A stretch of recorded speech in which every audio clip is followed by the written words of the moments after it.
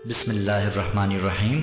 अस्सलाम वालेकुम। आज जिस मौजू पे हम बात करेंगे वो है मौजू का इंतिखाब। हम जिस तहकीक की बात कर रहे हैं वो सनदी तहकीक है। सनदी तहकीक उस तहकीक को कहा जाता है जो डिग्री के हुसूल के लिए की जाती है। सनदी तहकीक का इब्तिदाई मरहला मौजू का इंतिखाब है। मौजू का इंतिखाब एक बहुत ही मुश्किल मरहला है। अगर इस मरहले में किसी मुहक्किक से गलती हो जाए तो उनका बहुत सारा वक्त और सरमाया ज़ाया हो जाता है, क्योंकि अगर आगाज में वो मौजू के इंतिखाब में गलती कर जाए तो आगे जाने के बाद नया मौजू लेने के लिए फिर से सारी कार्रवाई शुरू से करनी पड़ती है। इसलिए मौजू के इंतिखाब में बहुत एहतियात से काम लेना चाहिए। आइए ये जानने की कोशिश करते हैं कि मौजू के इंतिखाब में किन बातों का ख्याल रखना जरूरी है। जैसा कि हम जानते हैं कि एक मौजू पर दो मुहक्किक तहकीक नहीं कर सकते, इसलिए जरूरी है कि मौजू ऐसा हो कि जिस पर पहले किसी ने तहकीक न की हो। ये जानना कि किस मौजू पर तहकीक की गई है और कौन सा मौजू बाकी है, ये एक मुश्किल काम है, क्योंकि हमारे मुल्क में ऐसा कोई रिकॉर्ड नहीं जिससे ये मालूम हो सके कि कौन से मौजू पर काम हुआ है और कौन से मौजू पर नहीं हुआ।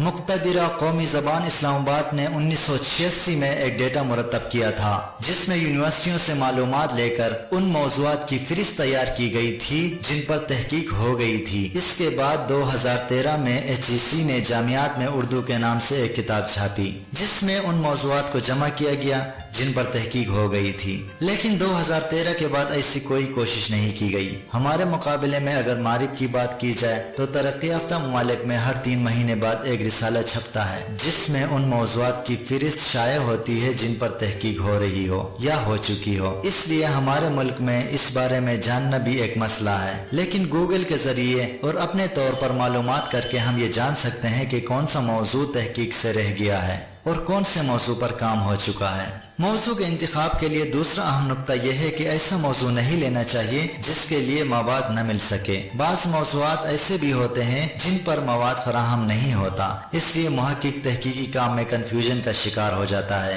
और इससे दोबारा शुरू से तमाम कार्रवाई करनी पड़ती है। मौजू के इंतिखाब के लिए ये भी याद रखें कि मौजू इतना वसी भी ना हो कि इसको पूरा न किया जा सके। बाज़ मौजूआत इतने तवील और वसी होते हैं कि उनको समेटना मुहक्किक की बस की बात नहीं होती, इसलिए मुहक्किक बीच में अटक जाता है। मिसाल के तौर पर 19वीं सदी के गजल गो शुअरा। अब 19वीं सदी में हजारों शुअरा हैं, उनमें किस किस पर बात की जाए। मौजू के इंतिखाब के हवाले से एक और अहम बात यह है कि मौजू मुहक्किक के मिजाज के मुताबिक हो। बाज़ लोग ऐसे भी होते हैं जिनको शायरी से लगाव नहीं होता, अगर उन्हें शायरी पर मौजू दिया जाए तो इससे मसले का सामना करना पड़ सकता है। जबकि बाज़ लोग ऐसे होते हैं जो नसर में दिलचस्पी नहीं रखते, इसलिए उन लोगों को नसर के हवाले से कोई मौजू नहीं लेना चाहिए। इसलिए ये देखना चाहिए कि कौन सा मौजू मुहक्किक के रुझान के मुताबिक है। मौजू के इंतिखाब के हवाले से एक और अहम बात यह है कि मौजू ऐसा होना चाहिए कि उससे इल्म में इजाफा हो जाए। इसके साथ साथ ये बात भी जहन में रखनी चाहिए कि मौजू क़ारीन के लिए दिलचस्पी का हामिल हो। ऐसी सिन्फ के हवाले से अगर मौजू लिया जाए जिसको क़ारीन पसंद ना करें